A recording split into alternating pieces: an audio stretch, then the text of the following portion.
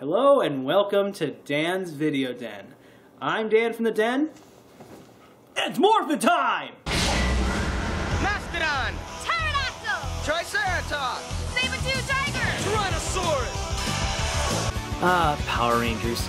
If there was anything that brought back that old classic early 90s nostalgia, it would definitely be this show, or, well, Batman.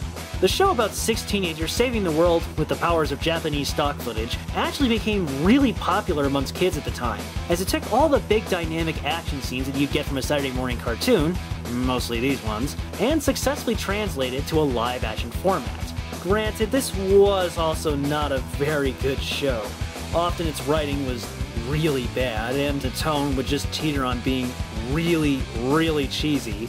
But considering that this wasn't the first nostalgic kids show to ever get this kind of criticism, I consider it less of a detriment and more of just what made the show so fun to watch back then.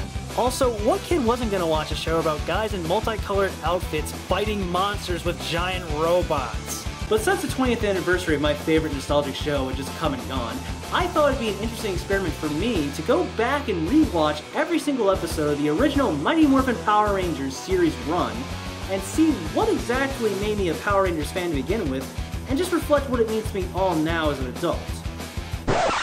But then I realized that there was over 147 episodes to watch, so I just kind of said fuck it and really just watched the movie instead.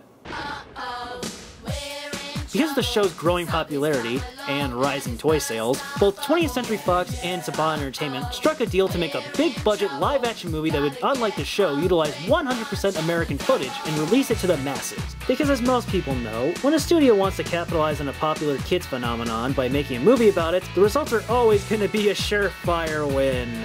Well, that one time at least. So the question now is, how well does this movie capture the spirit of the original show? Well, this is a bit of a campy show, so this could be a bit of a doozy. But screw it, it's Power Rangers! You kind of expect that thing from it. So, without further ado, let's sit down and watch some good old-fashioned Americanized 90s Sentai goodness as we take a look at Mighty Morphin Power Rangers, the movie. Or maybe just Power Rangers the movie.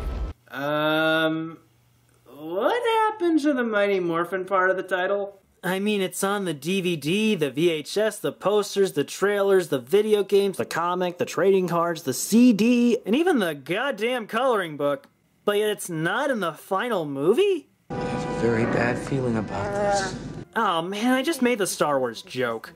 Well, anyway, we open the movie in the most cliched way possible, as a rolling text crawl in space tells us the exact premise to the Power Rangers show. Because fans are just so notorious for forgetting the premises to their favorite shows. Actually, I shouldn't really be too harsh on this opening. After all, how else are parents going to know about the shows that their kids watch? By actually paying attention to them and taking a liking to their interests? Ha! We then open the movie proper, however, as we see our 6 teenagers with attitude about to skydive out of a plane for a charity event. I'll repeat that. The Rangers, that is, 6 normal teenagers, are skydiving for a frickin' charity event! Oh, wait, you serious? Let me laugh even harder. Well, now that we know what kind of a movie this is gonna be, I think now would be a pretty good time to start introducing our heroes. There's Kimberly, the hot one, Billy, the nerdy one, Tommy, the one who sells the most toys, Aisha, the other girly one, Rocky, the forgettable one, and Adam, the one who will still have an acting career after this movie. But let's also not forget about the other important character in this movie, Fred. You can tell this bundle of 90s tropes is going to be a main character in this movie because he's friends with the Power Rangers! Despite the fact that he never showed up in any of the episodes! I'm pretty sure that anyone who appeared up in multiple episodes was really appreciated knowing that they would play second fiddle to this fucking 10-year-old. And speaking of characters who were actually in the show, we see our favorite comedy bullies, Bulk and Skull, as they parachute into the next plot point where some construction workers are excavating a manhole that contains a giant purple egg. Don't touch the giant purple egg from underground. Don't touch the giant purple egg from underground.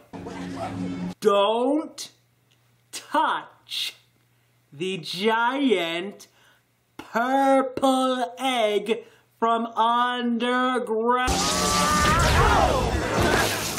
Now, what did we learn today? Unfortunately, now that the plot is found, the Rangers are interrupted from padding the runtime with their totally awesome rollerblading skills. They're summoned to the command center by their wise and also giant head in a tube mentor Zordon, along with his lamer than C-3PO robot assistant Alpha 5. They tell the Rangers that the evil Lord Zed is planning on releasing an even eviler being that Zordon imprisoned many years ago in the Purple Lake from before, named Ivan Ooze. And faster than you can say, wow, that's pretty convenient, Lord Zed, Rita Repulsa, Goldar, and, who the fuck is that? I don't remember him from the show. Unless I just happened to miss that episode where the Rangers fought the love child of Pumbaa and Wez from Road Warrior. It just feels so awkward because you know for a fact that you don't know this guy, but everyone in the movie acts like they know him, but you don't know him because you never saw him in any episodes, and you're wondering what happened to some of the other villains who were featured in the show. Where were Babu, Squat, Finster, or hell, even Scorpina for that matter? And why were they replaced by this damn warthog? It's just so weird and confusing and just... Who the hell is he? Sir, he's my cousin. That just raises further questions! Anyway, Lord Zed ends up opening the egg and in turn frees the evil master of all things that are slime jokes, Ivan Ooze. How can I ever repay you? Do you recall the name Zordon of Eltar?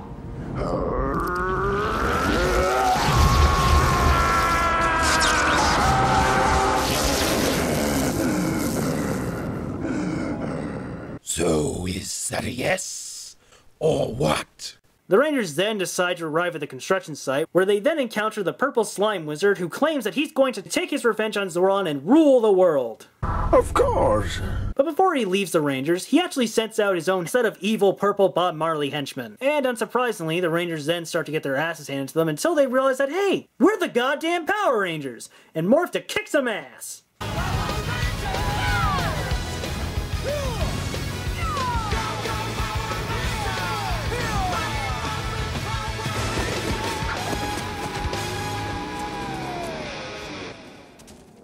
See, this is why we don't do backflips anymore, guys. Meanwhile, back at the command center, Ivan Ooze is trying to break into the doors, but luckily Alpha informs Zordon that the security system is all managed and... Ooh... Shit, oh... Alpha, activate your self-defense protocol, now! Uh-oh.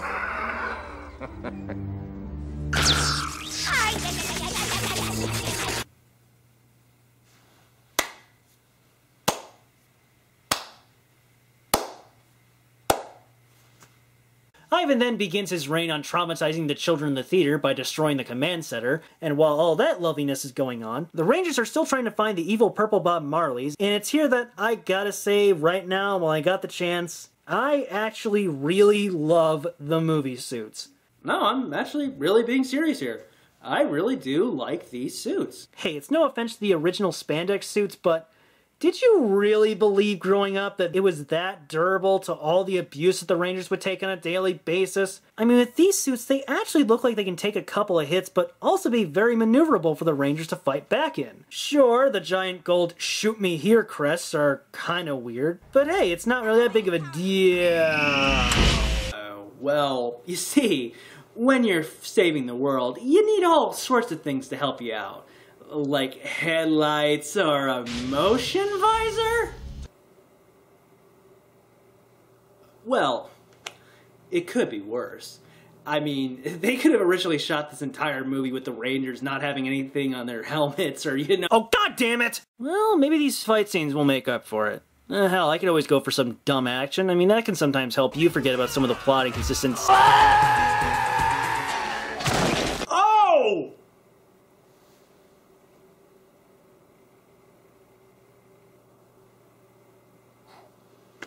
Okay. Hey, sorry about those inconsistencies earlier, kids. So here's some bloody-ass violence to make up for it. I mean, they just exploded that guy. Like, literally, he's a purple puddle of blood and oh god, there goes another one! Jesus, and to think that parents thought this show was violent for their kids, but... Nah, man. Just watch the movie. Shit's on a Mortal Kombat level here.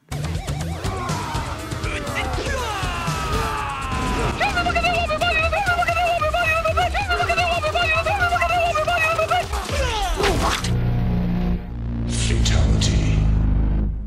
So after literally crushing their enemies, the Rangers suddenly start to lose their Mighty Morphin powers, and head back to the command center to find that Ivanus has left it in ruins, but to also find a slowly dying Zoran who has been exposed outside of his tube. It is gone. The swords, the weapons, all of it. The Power Rangers are no more. Ivanus has won. Huh. Who'd have thought all those years that under that tube, Zoran kind of looked like Marlon Brando if he got liposuction. Zordon, you can't leave us. Ever since you came into our lives, you've been like a father to us all. Yes, you have been a father to them all, Zordon.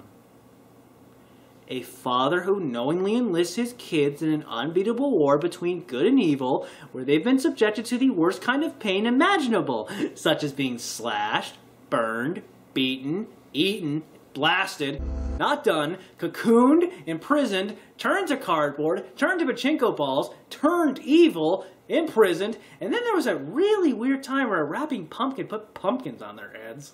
So with their powers gone, the Rangers are sent off to the planet of Phaedos to find the Great Power. Very subtle there, guys. To save Zoran and try to stop Ivanus. And speaking of which, Ivanus has come back to Rita and Zed's humble abode, as he declares to them in the most PJ way possible to fuck off. No one double-crosses Lord Zed and live! Stop it, it tickles. My turn. Lord Zed, everyone! He's so stupid that he willingly trusted someone who is known for being the most evilest and powerful being in the galaxy, and hoped that he would keep his word. Hey Zed, I hope that snow globe is nice and cozy in there, you dumbass. I mean, come on, guys. Lord Zed in the show was an evil mastermind. Take, for example, the time he decided to outfit all of his evil minions with giant Z targets that would explode if they were touched, and yeah, now that I think about it, this might be more accurate to the show than I originally thought. After imprisoning Rita and Zed, Ivan then creates a bunch of Tenga warriors out of Itlugi, to go after the Rangers on Phaedos. Meanwhile, the Rangers land on Phaedos in search of the Great Power, but they have a hard time doing so considering they're on an alien planet without a map or even so much as a hint as to where to start looking. Probably would have helped if you gave him a little bit of a hint there, Alpha. But hey, I bet they can do fine on their own. I mean, look at Aisha. Aisha found this dead goat alien thingy, and Kimberly found an ocean! Oh god, these kids are so screwed. I was just thinking about Zordon. You know, everything we've been through together. Look, he's gonna make it. We'll find this power, and then send that slimeball Ivanus back to the sewer he crawled out of. Oh, well, isn't that just precious? I bet these kids are gonna have a long and happy relationship, aren't they? However, character development is put on hold as the Tengas arrive to fight off the Rangers. And as you'd probably expect, they get their asses beat since, you know, no powers and all. But luckily, the Rangers are aided by a reject from Xena named Dulcia, who scares off the birds and then kindly asks the Rangers to get the hell off her planet. We don't want any trouble. Our leader Zordon got hurt. Zordon! Did you say Zordon? And apparently the word Zoran was her safety word, as now she's more than eager to help the Rangers find the Great Power. What are you, crazy? Meanwhile, back on Earth, Ivan attempts to try and excavate his giant killer robots from centuries ago, but has no luck, seeing as how he only has a griffin and a warthog for help. So how does he go about digging for his ancient death machines? Merchandising. Come on, seriously, how does he actually get his robots dug up? Guys and girls, girls and guys, gather round and feast your eyes. Well, of course. What? Did you expect Ivan to maybe spit up some more Tengas or Bob Marleys to unearth his robots? Nope. It's only through marketing and selling a product that kids will buy so that when they conveniently leave it out, a parent will conveniently touch it, which will brainwash them into a mindless slave who will then march over directly to the dig site and start digging up your giant killer robots for you. Logical. By the way, does anyone else think that the idea of a much older man selling little kids his ooze in a jar is just a wee bit creepy? Well, that's probably just the immature mind of an adult here at work. Because I really doubt they're that suggestive. Are you bored with your life? Then come on down to Ooze City, and let's get sticky! This is kind of gross. Not helping! Back on Phaedos, Dulcia takes the Rangers to her secret bonfire where she gives them all new ninja powers to help them on their journey. What? You actually expected them to earn these powers? Because anyone else who was looking for the great power never needed special ninja powers in order to do so. Oh wait, they did! Because they're all fucking dead! I mean, out of all the people who came to this planet in search of this power, Dulcia never once thought about giving them ninja powers to help them on their quest so they wouldn't die?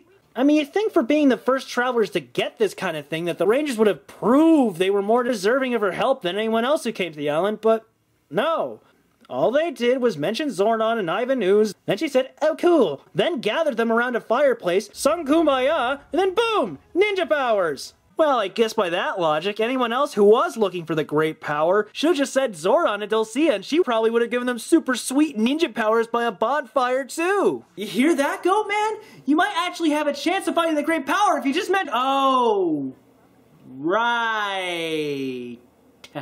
Naturally, now that the Rangers have gotten their new powers, she would maybe train with the Rangers to help them hone their new ninja abilities before sending them off to the dangers that would await them. Or she could just turn into an owl and leave them to their own devices. What an asshole! Back on Earth, Ivan has unearthed his giant bug bots and sends them loose to wreak havoc on Angel Grove. Yeah, big shocker. The mayor has declared a state of emergency. He's asked that the city be immediately evacuated. Angel Grove has never before known such a crisis. Wait. Are you saying that Angel Grove, the city that gets continually attacked by monsters every weekday at 3, considers this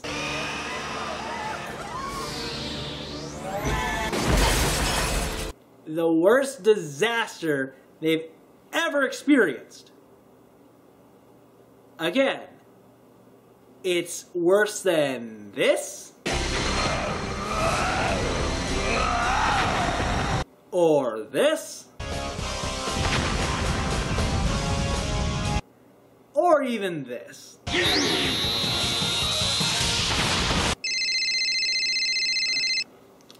Hello? Uh-huh. Oh, okay. Yeah, I'll talk. Angel Grove? That was Tokyo. They called here to tell you to nut up! Meanwhile, the Rangers begin to embark on their journey towards the Great Power, where they will have to pass many challenges which will test them spiritually, physically, and mentally until they can look into themselves and be deemed worthy of the Great Power.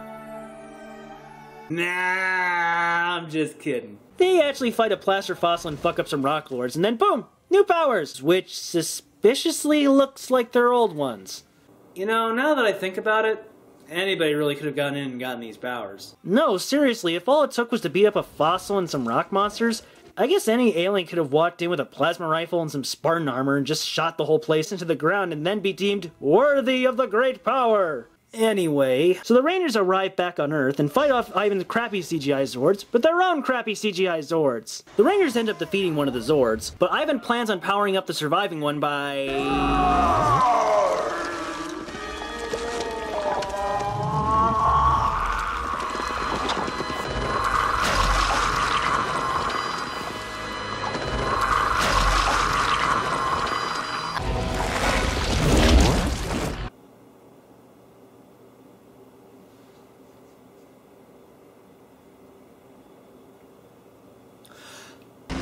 Feel sick. What she said. Meanwhile, Fred has gathered up all the other kids from Angel Grove to stop their parents from committing suicide thanks to Ivan Ooze telling them to jump off a cliff. So they take haste by operating a monorail? Oh, come on. Next you're gonna tell me that Fred knows how to operate a crane.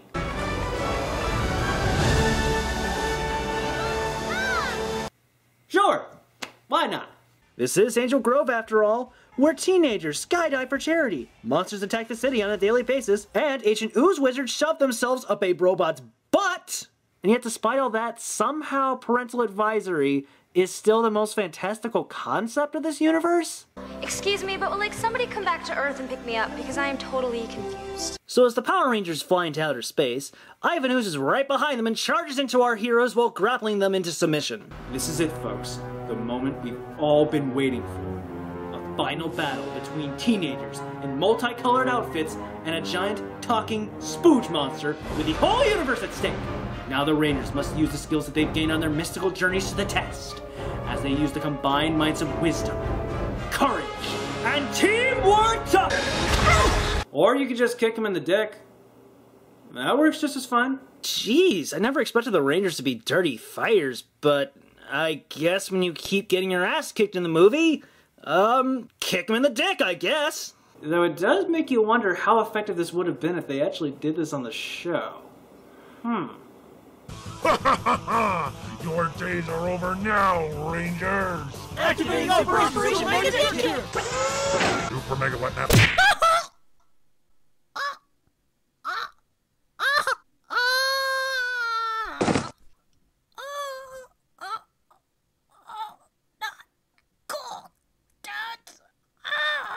So Ivan is destroyed, the parents are free, Rita and Zed are back to normal, and the day is saved thanks to the Power Rangers. Though I can't help but feel that we forgot about something. Rangers, you made it! Oh, right! They were to help Zordon with their new powers. No, I guess it's not that big of a deal right now. I mean, it's not like he's dead or anything.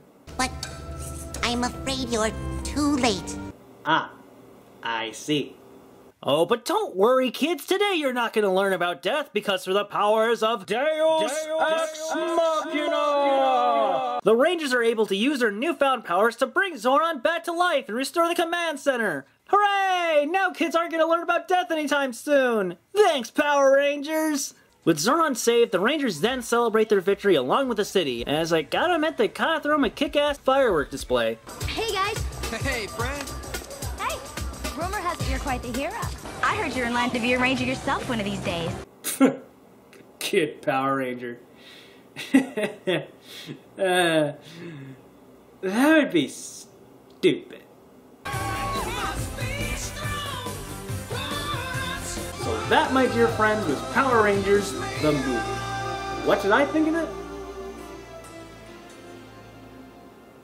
Actually kind of enjoyable. Okay, now don't get me wrong here. This is by no means a good movie. In fact, it's pretty bad.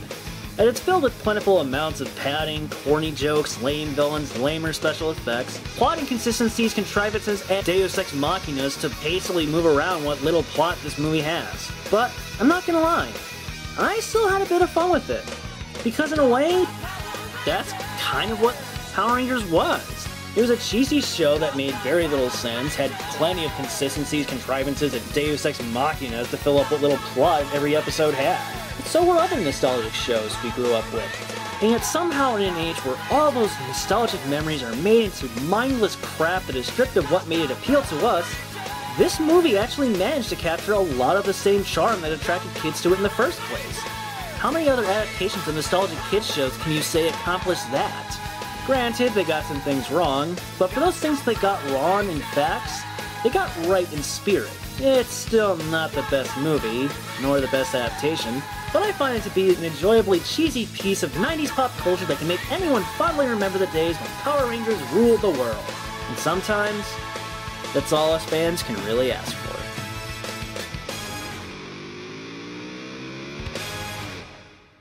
So there you have it, folks. If you got some Power Rangers nostalgia and a snarky sensibility, I'd say check it out and just riff away until your heart is content. And on that note, I think it's time for me to go because God knows I'm just so busy between each video. So, until next time, I'm Jan from the Den, and I'll definitely have more shit to watch. Hold on a minute.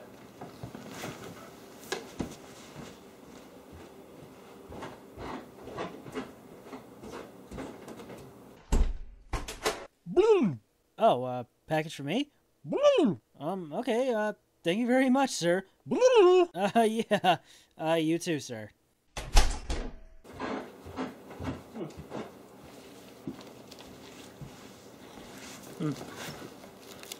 Looks like somebody sent me something in the mail.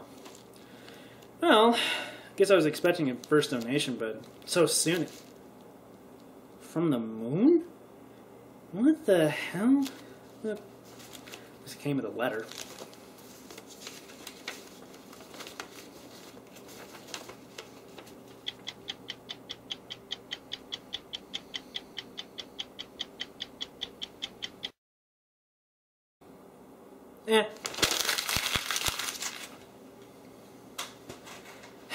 Well, it's not time to waste. Let's open this package up.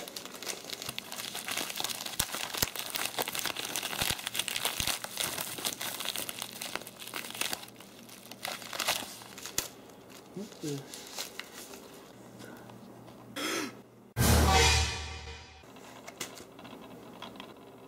No. No. No. No.